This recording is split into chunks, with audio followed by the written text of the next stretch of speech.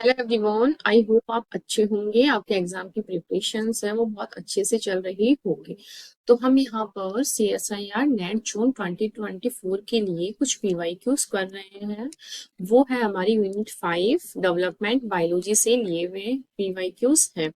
तो आज का जो हमारा टॉपिक है वो है रीजनरेशन बायोलॉजी। अब रीजनरेशन का मतलब क्या होता है हिंदी में अगर मैं आपको बताना चाहूँ तो रीजनरेशन का मतलब होता है पुनर्भवन। मतलब किसी भी चीज का दोबारा से बनना। जनरेशन यानी बनना, री यानी दोबारा, मतलब कि फिर से किसी चीज का उत्पत्ति होना या जनरेशन होना। तो इसमें क्या है, इसमें हमारे कोई भी अगर बॉडी का पार्ट जो है कट जाता है तो उसका फिर से बनना। जैसे कि हमारे ये एक डायग्राम है, आप अगर देखना चाहें तो छिपकली के ऊपर अगर हम लोग अटैक करते हैं तो वो क्या करती है, हम लोगों को बुद्धू बनाने के लिए, अपने एनिमी से बचने के लिए क्या है, अपनी जो ये इनकी सी जो टेल होती है, पूंछ होती है, उसको क्या है वो अलग कर देती है, जिससे हम लोग क्या है भ्रमित हो जाते हैं कि हाँ ये तो मर गई। बट ऐसा नहीं होता है। इसके अंदर क्या है, ये जो टेल वाला पार्ट आपने कभी भी देखा हो अपने घरों में, तो उनकी जो टेल, कटी हुई टेल है, वो वापस से आने लग जाती है। वो कैसे आती है, रीजनरेशन के प्रोसेस के थ्रू ही इसकी जो टेल है वो फिर से बनने लग जाती है। इस तरह से वापस से ये टेल बनती। कभी आपने अनकाउंटर किया हो तो कभी इतनी सी दिखती है, फिर इतनी दिखती है, इस तरह से पूरी, फिर ऐसे इतनी पूरी बनती। फिर से अगर कोई इनके सामने एनिमी आता है तो फिर से इसको ये छोड़ देती है। जो प्रोसेस होती है इसको बोलते हैं ऑटोटॉमी, यानी इनका फिर से बनना जो होता है। जो छिपकली की टेल होती है उसको फिर से बनना बोलते हैं ऑटोटॉमी। ठीक है। अब यहाँ देखो हाइड्रा में भी क्या है, हाइड्रा ये एडल्ट हाइड्रा दिया हुआ है। अब इसमें एम्पुटेशन किया है यानी इसमें कट लगाया। अब इसके कट लगाने के बाद जो इसके दो पार्ट्स हैं, इनसे क्या है फिर से दूसरा हाइड्रा जो है, न्यू हाइड्रा जो है उसका फॉर्मेशन हुआ है। देखो रीजनरेशन ऑफ टीनी हाइड्रा, देखो इस तरह से फिर इसने ग्रोथ की और उसी तरह से उतनी ही स्ट्रक्चर में फिर से ये एडल्ट हाइड्रा में कन्वर्ट हो रहा है। तो ये है हमारी रीजनरेशन। थोड़ा और अच्छे से थोड़ा समझाती हूँ मैं आपको, थोड़ी लेंथी टाइप और भी डायग्राम्स हैं, जैसे प्लेनेरिया में किस तरह का रीजनरेशन होता है। ये देखो हाइड्रा का भी मैंने समझाया था, इसका जो इसको दो पार्ट में डिवाइड किया, दोनों पार्ट्स ने फिर से न्यू एडल्ट हाइड्रा का फॉर्मेशन कर लिया। इस तरह से अगर आप प्लेनेरिया में हम देखिए, ये देखो पेरेंट प्लेनेरिया है।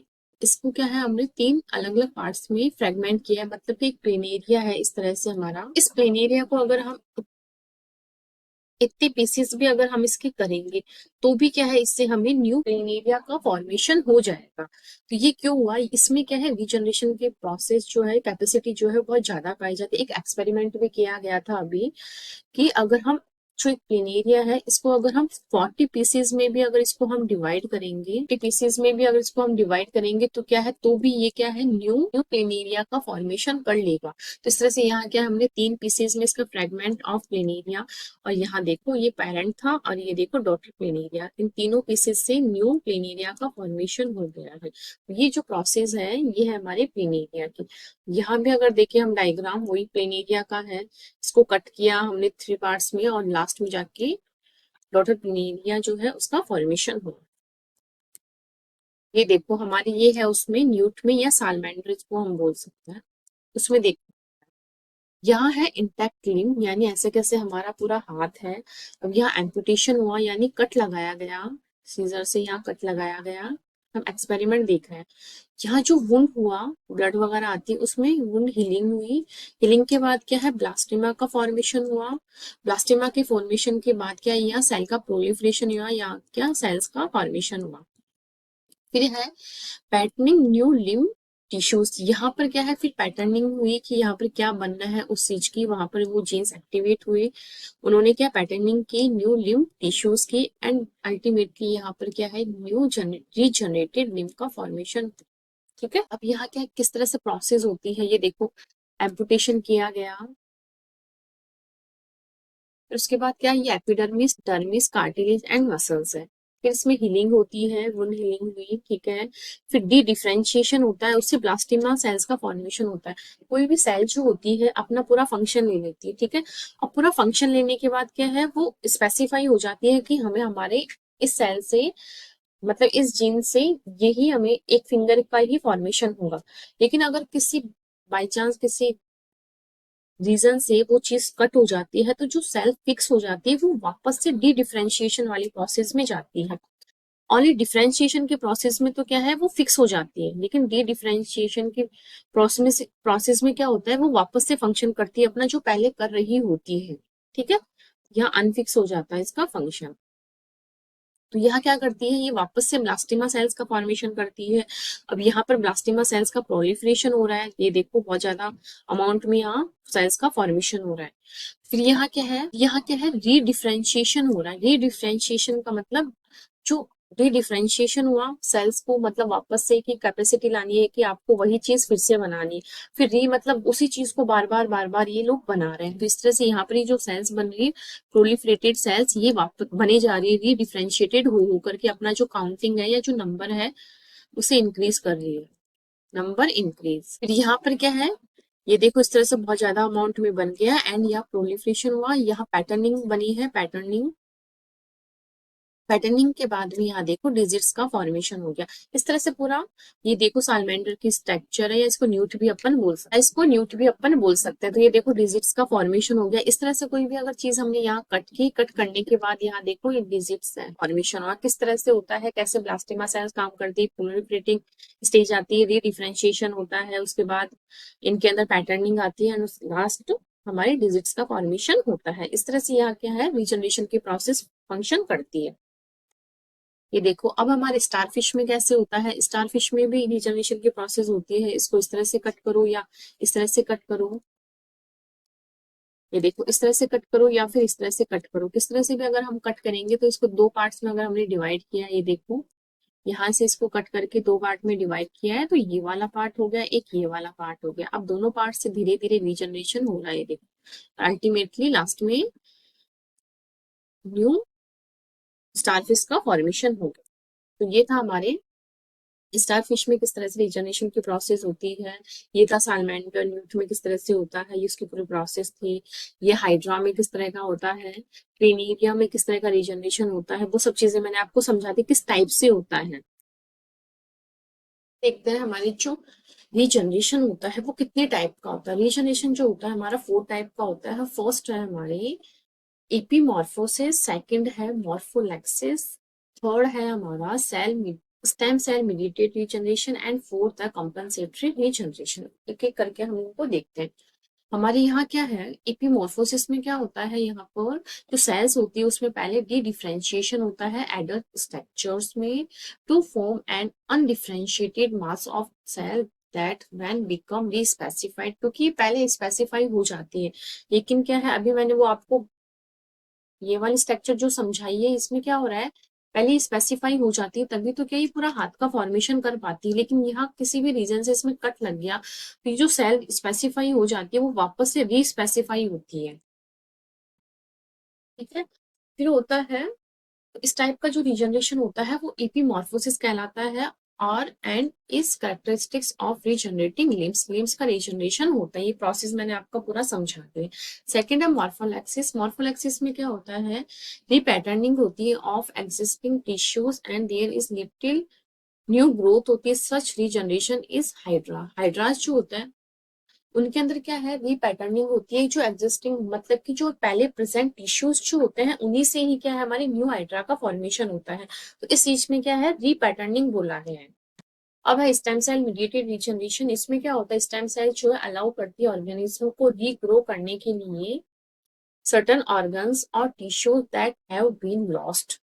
Example include the regrowth of hair shaft from follicular stem cells in the hair growth and the continual replacement of blood cells from the haematopoietic stem cells in the bone marrow. यहाँ क्या stem cell mediated regeneration में क्या होता है हमारे क्या है जो हेयर्स जो होते हैं इनमें क्या रीग्रोथ होती है, क्या बोला गया regrowth of hair shafts from follicular stem cells. ठीक है, यहाँ पर हमारे अगर हेयर्स उड़ रहे होते हैं या जा रहे होते हैं तो वहां पर क्या है रीग्रोथ होती है और हेयर शाफ्ट में क्या है हमारे ग्रोथ होने के बाद हमारे जो हेयर्स है वो वापस से बनते हैं। कंपनसेटरी रीजनरेशन में क्या होता है, इसके अंदर क्या है डिफरेंशिएटेड सेल डिवाइड होती है but maintain their differentiated function. यहाँ क्या है कंपनसेटरी हमारे ह्यूमंस में अगर जो लीवर होता है सॉरी हमारा वो क्या है, अगर एक डैमेज हो जाता है तो भी क्या है, हम एक के ऊपर भी सरवाइव करते हैं। वो किस रीजन से करते हैं, वो होता है हमारे रीजनरेशन करेक्टर के कारण। क्यों? हमारे जो लीवर होता है, कोई भी चीज है, जैसे कि हमारा ये फिक्स बॉडी है, इतनी है, ठीक है। अब यहाँ एक लीवर इस तरफ है हमारा, एक, सॉरी बड़ा बन गया एक मिनट, जैसे कि एक लीवर हमारा इस तरफ प्रेजेंट है, एक लीवर हमारा इस तरफ प्रेजेंट है, ठीक है। अब यहाँ क्या हो रहा है, किसी रीजन से इसमें डिजीज हो गई और इसको हमें बाहर निकालना पड़ा, ठीक है, आउटसाइड। यहाँ क्या होता है, अगर इसको हम बाहर निकालते हैं तो ये अगर यहाँ से हट गया तो यहाँ ये वाला जो लीवर होता है ये अपनी साइज क्या इतनी इंक्रीज कर लेता है। अब यहाँ इसका जो स्पेस है वो थोड़ा बहुत तो रहता है, लेकिन कंपनसेशन हो जाता है, क्योंकि ये जो है अपनी साइज, कंपनसेटरी का मतलब होता है किसी भी चीज के बिना उस चीज को कंपनसेट करना, ठीक है। ये नहीं तो इसकी से थोड़ा बहुत हम फंक्शन कर सकते हैं, अपना काम चला सकते हैं। तो यहाँ क्या करता है, ये अपनी जो साइज है इसको इंक्रीज करता है और अपना फंक्शन कंटिन्यू रखता है। तो यहाँ क्या बोला गया है, new sales do not come from stem cells, NOR they, sorry, do they come from the differentiation of adult cell? Each cell produce cells similar to itself. No mass of undifferentiated tissues form this type of regeneration characteristics of mammalian liver. ठीक है, यहाँ पर ना ही कोई cell जो है D differentiate होती है, ना ही कोई मास ऑफ जो अनडिफरेंशिएटेड सेल्स का कोई मास बनता है, यहाँ कुछ ही नहीं होता। बस सेल जो होती है, जैसे कि कोई भी चीज इतनी है, अगर यहाँ से एक चीज हमने हटा दी तो वो क्या है, अपना थोड़ा साइज को गेन कर लेती है, बस इतना ही इसमें होता है। अब हम हमारे क्वेश्चंस देखते हैं। In case of morphallaxis regeneration. अब मॉर्फल एक्सिस रीजनरेशन में क्या होता है, अभी मैंने आपको समझाया था। इसके अंदर अभी मैंने आपको जब बताया था, क्या बताया था, इसमें जो प्री एग्जिस्टिंग टिश्यूज है उनमें क्या है, रीपैटर्निंग होती है। और एग्जाम्पल क्या दिया था इसमें, हाइड्रा। यहाँ क्या है, there is repatterning of the existing tissues with little new growth. तो ये हमारा जो है ऑप्शन करेक्ट हो जाएगा। ये आर है, NING, ठीक है। यह रीपैटर्निंग ऑफ एग्जिस्टिंग टिश्यू, ठीक है। After them stem cell division, ये नहीं होगा। Cell division of differentiated cell which maintain layer, ये भी नहीं होगा। डी डिफरेंशिएशन और ये सब होता है, ये इसमें नहीं होता है, ये होता है हमारा एपीमॉर्फोसिस में, ठीक है। ऑप्शन नंबर जो ए है वो हमारा इसका करेक्ट आंसर हो जाएगा। देखते हैं सेकंड हमारा, given below are some of the statements regarding regeneration। अब regeneration के रिगार्डिंग यहाँ कुछ स्टेटमेंट्स हैं, वो करेक्ट है कि नहीं है वो चीज हमें बतानी है। यहाँ फर्स्ट ऑप्शन में क्या दिया है, हमारे फर्स्ट स्टेटमेंट में, the type of regeneration characteristics of mammalian liver is consider as, तो हमारे सही है, इसको कंपनसेटरी रीजनरेशन में इसको कंसिडर किया है। अब ए ऑप्शन हमारा करेक्ट है, ए इसमें भी नहीं है, ए इसमें भी नहीं है, ठीक है। अब अगर हम देखें डिफॉल्ट में हमारे ABC दोनों सही है। अब हमें अगर ऑप्शन तक अगर हमें करेक्ट पहुंचना है, ओनली डी को हम पढ़ेंगे तो हम हमारे करेक्ट आंसर पर पहुंच जाएंगे, लेकिन हमें क्या सारे स्टेटमेंट्स रिकॉर्डिंग करने होंगे। तो यहाँ क्या है, regrowth of hair shaft from follicular cell exemplifies stem cells mediated regeneration. तो ये भी सही है, मैंने आपको बताया था स्टेम सेल मीडिएटेड रीजनरेशन में क्या है, हेयर शाफ्ट की ग्रोथ होती है, तो ये भी हमारा करेक्ट हो जाएगा।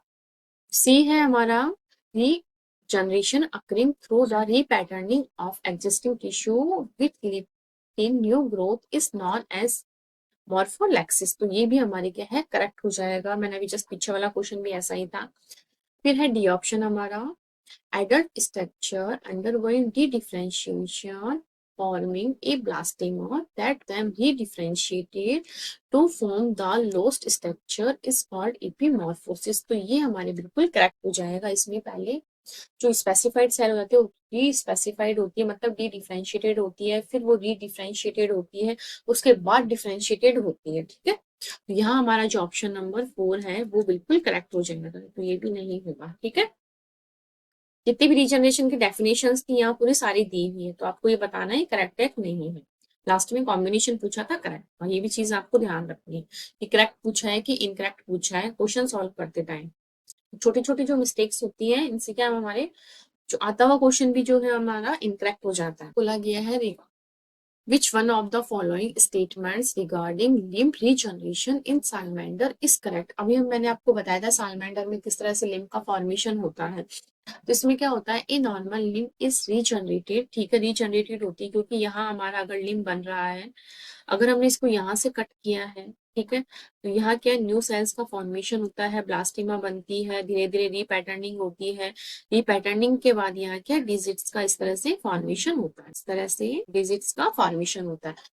आफ्टर एम्पुटेशन, यानी एम्पुटेशन का मतलब होता है कट लगा है, उसके बाद जो कट होता है उसके बाद बिलो द एल्बो और थ्रो द न्यूमरस। तो यहाँ जहां कट लग रहा है, यहाँ कट लग रहा है तो एल्बो के बाद वाला ही पार्ट बनेगा। एंड उसके बाद इसकी जो ये न्यूमरस है, डिजिट्स जो है, ह्यूमरस सॉरी ह्यूमरस जो है वो बनेगी। ठीक है, अगर हमारा पैर होगा तो ह्यूमरस, अगर हाथ होगा तो एल्बो। इस तरह से ऑप्शन नंबर ए जो है हमारा करेक्ट हो जाएगा। Compensated does not include forming, ये भी गलत है। Regeneration through occur formation of blastema which is unspecified multipotent progenitor shell। ये क्या है, अनस्पेसिफाइड नहीं होता, ये चीज आपको ध्यान रखनी है स्टेटमेंट को। यहाँ क्या बोला गया है, फॉर्मेशन होता है ब्लास्टिमा का which essentially consist of unspecified multi potential progenitor cells. तो यहाँ क्या है, ये स्पेसिफाइड होती है, अनस्पेसिफाइड नहीं होती, स्पेसिफाइड होती है। तो यहाँ देखो ये अन देते ही स्टेटमेंट हमारा रॉन्ग हो जाएगा। फिर है proliferation of blastema cells does not require nerves और फैक्टर सिक्रेटेड बाय नर्व्स। तो यहाँ क्या रिक्वायर्ड होते हैं, जो नर्व्स के अंदर जो फैक्टर्स प्रेजेंट होते हैं तभी तो हमारे मसल्स जो नर्व्स होते हैं सबका फॉर्मेशन होता है। तो ये भी हमारा इनकरेक्ट हो जाएगा। अब है इन इन tadpoles if the tail is amputated। ठीक है, हमने tadpoles की जो पूंछ है उसको कट किया है। It can regenerate, however, if the tail is amputated and then exposed to retinoic acid, it develops limbs instead of regenerating the tail. This could be due to the following reasons. Just मैंने जो पिछला topic था आपका limb इन chicks में क्या है, हमने limb development पढ़ा था। तो मैंने आपको बताया था जो पोस्टीरियर और एंटीरियर जो एंड होते हैं हमारा, उसमें जो फॉर्मेशन होता है लिम्ब का, इस तरह से मैंने पूरा हाथ बनाया था। तो उसमें ये है पोस्टीरियर प्रॉक्सिमल और डिस्टल एरिया। तो ये हो गया हमारा प्रॉक्सिमल और ये हो गया हमारा डिस्टल एरिया। तो यहाँ पर क्या है, कौन सा जो प्रोटीन है वो फंक्शन करता है। तो यहाँ पर जो हमारे फंक्शन करने वाला प्रोटीन है वो है हमारा रेटिनोइक। इस मैंने आपको लिख के भी समझाई थी, रेटिनोइक एसिड है वो यहाँ पर फंक्शन करता है। ठीक है, तो इसकी वजह से क्या है, हमारे लिम्ब का फॉर्मेशन होता है। पोस्टीरियर पार्ट जो होता है वो हमारा शोल्डर वाला पार्ट होता है और डिस्टल वाला पार्ट होता है हमारा ये दूर वाला पार्ट, जो कि ये वाला पार्ट होता है। इस तरह से मैंने आपको पिछले वाला जो टॉपिक था उसमें मैंने आपको जितने भी एक्सेस होते हैं हमारे हैंड की और लेग की सारी एक्सेस बताई थी। ये होता है हमारा एंटीरियर, ये होता है हमारा पोस्टीरियर, ये होता है हमारा पाम नेल्स वाला पार्ट और ये होता है हमारा वेंटर पाम वाला एरिया। ठीक है, अब यहाँ पर ये वाला जो शोल्डर वाला पार्ट होता है इसको बोलते हैं पोस्टीरियर और ये होता है हमारा एंटीरियर। ये सारे एक्सेस मैंने आपको पिछले जो टॉपिक है उसमें बताया था। इस तरह से यहाँ पर भी क्या बोला गया है, एम्पुटेशन किया हमने, उसको कट करने के बाद रेटिनोइक एसिड हमारी क्या करता है। तो रेटिनोइक एसिड जो होता है पोस्टीरियर टू डिस्टल एरिया का जो फॉर्मेशन है एक्सिस का वो करता है। यह retinoic acid is a morphogen, ये क्या है, मॉर्फोजन की तरह फंक्शन करता है। इंड्यूस करता है जीन्स को जो कि रेस्पॉन्सिबल होते हैं हमारे लिम्ब के फॉर्मेशन के लिए। तो ये स्टेटमेंट हमारा बिल्कुल करेक्ट हो जाएगा। अब ए हमारा अगर करेक्ट है तो सारे ऑप्शन हमारे कट गए और हम जो है हमारे करेक्ट आंसर पर पहुंच गए। इस तरह से बाय डिफॉल्ट हमारा बी हमें पता लग गया कि सही है। यहाँ पर पढ़ते हैं, retinoic acids arise the positional value in that region for limb development to take place. ठीक है, तो इसका क्या है, पोजीशन के ऊपर बेस्ड करता है क्योंकि इसकी जो कंसंट्रेशन है, क्योंकि मॉर्फोजन की तरह फंक्शन करता है। मॉर्फोजन का मतलब होता है वो अपने आसपास के एरिया में क्या बहुत ज्यादा सिक्रीट होता है। तो ये वाला एरिया इसको बहुत ज्यादा रेटिनोइक एसिड मिलेगा। इस तरह से मॉर्फोजन की तरह कार्य करता है और इसकी जो पोजिशन है, वैल्यू जो है वो बहुत मैटर करती है। ठीक है, लिम्ब के फॉर्मेशन के लिए। फिर है हमारा ये भी करेक्ट हो जाएगा, this is a random phenomena and is not well understood. तो ऐसा कुछ नहीं, ये हमारे रॉन्ग हो जाएगा, ये रैंडम फिनोमिना नहीं होता है। Retinoic acid possibly act as mutagen and the phenotype observe as a result of several mutations. ये क्या है, म्यूटाजन की तरह फंक्शन नहीं करता। करता कब है, जब इसकी जो कंसंट्रेशन जो होता है जरूरत से ज्यादा अगर इसकी कंसंट्रेशन प्रेजेंट होती है रेटिनोइक एसिड की, तब ये क्या म्यूटाजन की तरह फंक्शन करता है। लेकिन नॉर्मली ये एक्ट नहीं करता है म्यूटाजन की तरह, तो इसलिए ये स्टेटमेंट में हमारा रॉन्ग हो जाएगा। इस तरह से ऑप्शन नंबर, सॉरी, हाँ, ऑप्शन नंबर जो फर्स्ट है वो हमारा करेक्ट आंसर हो जाएगा। अब हम चलते हैं नेक्स्ट क्वेश्चन पर। यहाँ है dose dependent of retinoic acid treatment support the notion that a gradient of retinoic acid can act as a morphogen, ठीक है, along the proximal distal axis। ये देखो यहाँ पर आ गया पूरा अच्छे से डिटेल में। In a developing limbs following or certain facts related to the above notion। यहाँ क्या बोला गया है, क्वेश्चन में बताया था जो रेटिनोइक एसिड क्या करता है, प्रॉक्सिमल डिस्टल एक्सिस को स्पेसिफाई करता है एंड ये मॉर्फोजन की तरह फंक्शन करता है। जरूरत से ज्यादा अगर ये प्रेजेंट होता है तो ये क्या है, म्यूटाजन की तरह भी फंक्शन करता है, लेकिन इसकी जो कंसंट्रेशन है वो बिल्कुल एक्सेप्ट होनी चाहिए। इससे कम होती है तो भी एक्स्ट्रा इफेक्ट दिखाता है बॉडी में, और इससे ज्यादा हो जाती है तो भी दिखाता है, ठीक है। अब हम यहाँ पर कुछ पॉइंट्स हमारे बोले गए थे, उसके रिगार्ड हमें अब कुछ फैक्ट्स दिए हुए हैं और यहाँ पर हमें करेक्ट ऑप्शन चूज करना है, ठीक है। फर्स्ट स्टेटमेंट अगर हम रीड करें, treatment with high level of retinoic acid cause a proximal blastema, ठीक है, to be specified as a distal blastema and only distal structure are, यहाँ नहीं, ये गलत बोल दिया, distal structure are regenerated only. ये गलत क्यों है, क्योंकि जहां भी अगर जैसे कि ये हमारा एक हैंड है, अगर यहाँ हमारी कट लगा है तो न्यू जो न्यू का फॉर्मेशन होता है अगर हम रेटिनोइक एसिड से ट्रीट करते हैं तो यहीं से फिर से हमारा न्यू हाथ बनना स्टार्ट होएगा और ये पुराना स्ट्रक्चर ऐसे के ऐसे एज इट इज रहेगा, इस तरह से। तो अगर इस तरह से अगर हम देखे जाए तो ये बहुत लंबा हाथ हो जाता है। ये देख, अगर हमारा कोई हाथ यहाँ से कट हो रहा है तो यहीं से बनता है, ठीक है, लेकिन रेटिनोइक एसिड से अगर हम ट्रीट करते हैं तो वापस से यहाँ से स्टार्ट होकर के यहीं से ही पूरा हमारे बॉडी का फॉर्मेशन, पूरा हाथ का फॉर्मेशन होता है। तो यहाँ क्या है, ओनली डिस्टल स्ट्रक्चर ही रीजनरेट होती है, ऐसा नहीं है, इसलिए गलत हो गया। अब ए गलत हो गया तो ये ऑप्शन गया। अब हम देखते हैं, treatment with high level of retinoic acid, ठीक है, कॉज ए डिस्टल ब्लास्टिमा, ठीक है, to be respecified as a proximal blastema, specified करता है प्रॉक्सिमल ब्लास्टिमा को भी, ठीक है, and regeneration of a full limb में बी इनिशिएट। ये क्या करता है, कहीं से भी कट लगे लेकिन फिर से ये फुल लिम्ब का ही फॉर्मेशन करवाता है। तो ये स्टेटमेंट क्या है हमारा, बिल्कुल करेक्ट हो जाएगा इस तरह से, ठीक है। तो बी स्टेटमेंट यहाँ भी है एंड यहाँ भी है। अगर अब हम कंफ्यूजन में है, दो स्टेटमेंट हमें और भी पढ़ने पड़ेंगे। Treatment with retinoic acid effects only distal blastema, no, ये दोनों को करता है and cause them to form only proximal structure, ये भी गलत हो गया। अब सी गलत हो गया तो ये भी गया हमारा। A treatment with high level of retinoic acid cause many blastema to form only distal structure, तो ये भी गलत है। ये क्या है, जहां से कट लगता है, चाहे कहीं से भी हमारे इसमें कट लगे, ये बनाता है पूरा प्रॉक्सिमल टू डिस्टल, ये प्रॉक्सिमल एंड ये है डिस्टल, पूरा पार्ट का ही फुल्ली लिम्ब का ही डेवलपमेंट करवाता है। इस तरह से ऑप्शन नंबर बी ही हमारा ओनली करेक्ट होगा।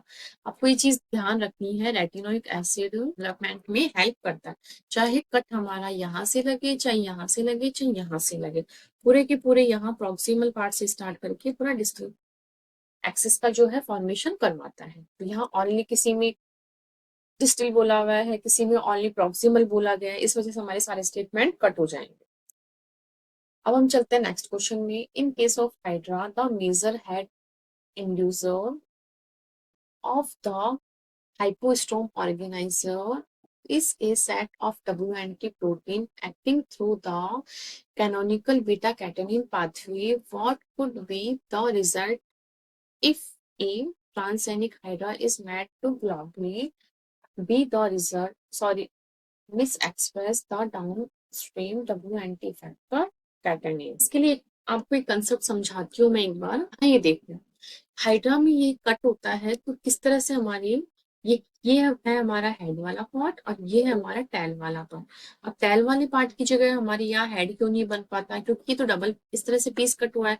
तो यहाँ हमारा हेड बनना, यहाँ हमारी टेल बना, तो यहाँ टेल ही क्यों बनती है या हेड ही क्यों बनता है, इस चीज के लिए क्या या स्पेसिफिक टाइप के कुछ जीन्स होते हैं वो हेल्प करता है। कंसंट्रेशन अगर हमारी हाई रहेगी टेल में तो क्या होगा, बीटा कैटेनिन, ठीक है,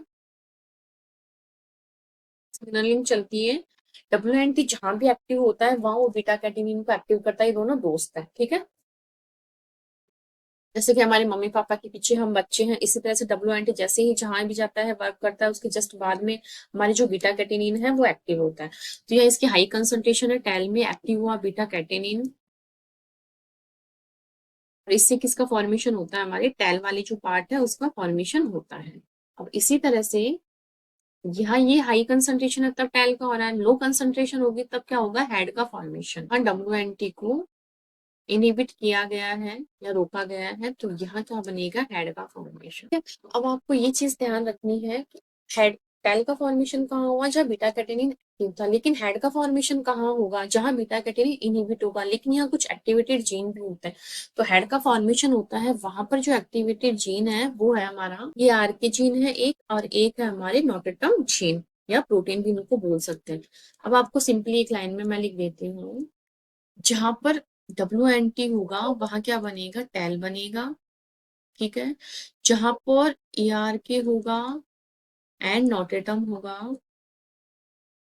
वहां हमारे बनेगा हेड, दैट्स इट, ठीक है। ये चीज आपको ध्यान रखना। उसके बाद हम देखते हैं हमारा ectopic buds will be formed all along the body axis and even on the top of the newly formed buds। तो यहाँ क्या बोला गया है, ये देखो, कैनोनिकल बीटा कैटेनिन पाथवे यहाँ तब तो हमें सब कुछ प्रोसेस ही दी हुई थी। फिर उसके बाद यहाँ पूछा गया है transgenic hydra is made to globally misexpress हो रहा है downstream beta catenin effector, और यहाँ क्या है, इसका मिस एक्सप्रेशन हो रहा है, ठीक है। इस वजह से क्या होता है, जैसे कि अगर मैं हाइड्रा की स्ट्रक्चर बनाऊं इस तरह से, यहाँ अगर इसको हम कट करते हैं तो इस तरह से यहाँ पर क्या है, इसके टू पार्ट्स बनते हैं। अब यहाँ पर इसमें एक पार्ट होता है हाइपोस्टोम वाला, अगर वो यहाँ पर लगा रहता है तो यहाँ भी कट करते हैं तो यहाँ भी बन जाता है, यहाँ भी इसमें क्या हेड वाला पार्ट निकलता है, यहाँ भी इसमें हेड वाला पार्ट, इस तरह से क्या है, इसमें काफी सारे हेड्स बनते हैं इस तरह से, ठीक है। तो इस वाली जो कंडीशन है इसको बोलते हैं एक्टॉपिक, यानी एक से ज्यादा बहुत सारे हेड्स का या बर्ड्स का इसमें क्या है, फॉर्मेशन हो रहा है, ठीक है। क्योंकि इसको मिस एक्सप्रेस करवा रहे हैं हम, तो इस तरह से यहाँ क्या इसमें एक्टॉपिक कंडीशन जनरेट होती है।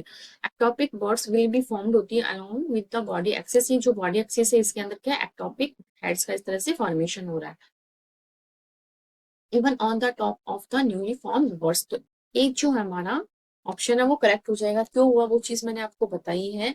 यहाँ पर क्या है, हमारे मिस एक्सप्रेशन हो रहा है the down stream WNT effector beta catenin का, तो इस वजह से क्या हो रहा है, यहाँ चारों तरफ सब जगह क्या है, एक्टॉपिक बर्ड्स का फॉर्मेशन हो रहा है, और उसका डायग्राम कुछ इस तरह से आपको दिखता है, ठीक है। Ectopic candies to form levels no, तो सारे ऑप्शन हमारे कट हो जाएंगे। ये देखो, ये इसी साल 2022 का आया हुआ क्वेश्चन है, इसमें भी देखो वही जो जीन्स मैंने आपको वाली स्लाइड में समझाए थे वही सब यहाँ है। The interaction that maintain polarity during plain area regeneration is shown in the figure below. यह इसकी स्ट्रक्चर दिया हुआ है। यहाँ क्या है, हेड के अंदर देखो ये जो ग्रीन वाला पार्ट है, यहाँ ERK प्रोटीन काम कर रहा है, मैं अगर ग्रीन ही लूं, ये देख, यहाँ ARK प्रोटीन काम कर रहा है, यहाँ WNT कहाँ, टेल वाले पार्ट में काम करना है। देखो पूरे डायग्राम से इसको समझा रखा है, और ये है ERK एंड नोटेटम है जस्ट यहाँ पर हेड वाले पार्ट। अब हम इसके स्टेटमेंट्स देखते हैं, कहाँ कौन सा जीन एक्सप्रेस हो रहा है, वो चीज मैंने बता दी। Following statements regarding this instructions we are made. अब यहाँ करेक्ट कॉम्बिनेशन हमें बताना है। When notatum expressed is knocked down, notatum का एक्सप्रेशन है जिसे हम अगर रोक दे तो anterior facing blastema will still form a head, नहीं हेड नहीं बनेगा। यहाँ अगर notatum का एक्सप्रेशन हमने ब्लॉक कर दिया या नॉक कर दिया या फिर हमने रोक दिया तो यहाँ हेड ना बन करके क्या बनेगा, टेल का फॉर्मेशन होगा। तो ए ऑप्शन हमारा इनकरेक्ट हो गया। ए इनकरेक्ट, तो ये भी कट गया, ये भी कट गया, ठीक है।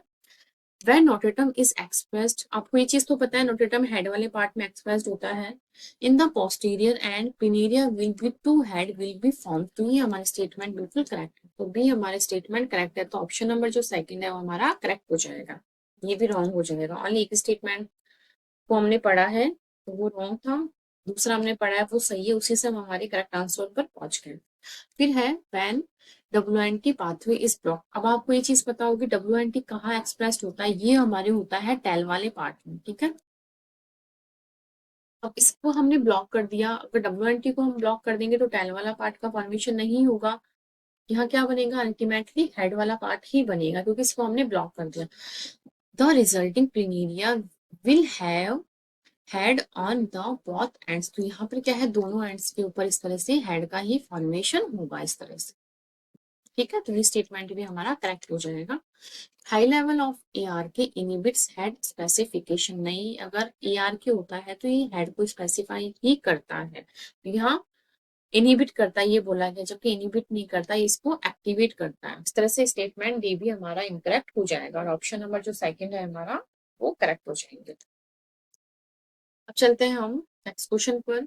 ए type of regeneration in which the differentiated cell divides होती है maintaining their differentiated function without the differentiation and production of undifferentiated mass. ठीक है, यहाँ क्या बोला गया है, इधर क्या है, विदाउट डी डिफरेंशिएटेड, बिना डी डिफरेंशिएशन के क्या है हमारे प्रोडक्शन हो रहा है अनस्पेसिफाइड मास ऑफ सेल्स का। तो यहाँ इस चीज को आपको पकड़ना था।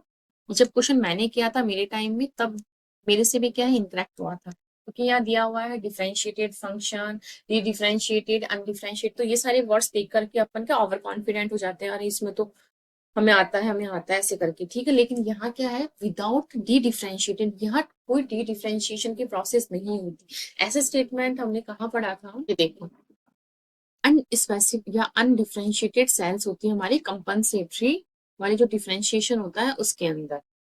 और भी मैं देखूं, अनडिफरेंशिएटेड टिश्यूज का फॉर्मेशन इसमें होता है। तो इसी तरह से इसका जो आंसर है करेक्ट हो जाएगा हमारे कंपनसेटरी रीजनरेशन। ठीक है, वैसे नॉर्मली मैंने इसका जो लगाया था वो मैंने लगाया था एपीमॉर्फिस और एपीमॉर्फोसिस, जो कि सालमेंडर में आपको मैंने समझाया था, अनडिफरेंशिएटेड होती है, डिफरेंशिएटेड होती है, फिर डिफरेंशिएटेड होती है। उसी टाइप का एक क्वेश्चन हमें जल्दीबाजी में पढ़ने में लगा, लेकिन इसको बहुत अच्छे से अगर हमने पढ़ा तो हमारा जो आंसर है इसका करेक्ट आंसर आएगा कंपनसेटरी रीजनरेशन, क्योंकि इसके अंदर डी डिफरेंशिएशन नहीं होता, क्योंकि न्यू ऑर्गन का फॉर्मेशन तो हो ही नहीं रहा है। यहाँ जो ऑर्गन बना हुआ है उसकी क्या है, जो साइज होती है वो इंक्रीज होती है बस, इसलिए। ठीक है, तो ये थे हमारे आज के सारे क्वेश्चंस। फिर भी अगर आपको कोई डाउट है तो आप कमेंट सेक्शन में कमेंट करके पूछ सकते हैं। और अगर अभी तक आपने चैनल को सब्सक्राइब नहीं किया है तो प्लीज इसे लाइक कीजिए, सब्सक्राइब कीजिए, ज्यादा से ज्यादा लोगों तक शेयर कीजिए। Thank you.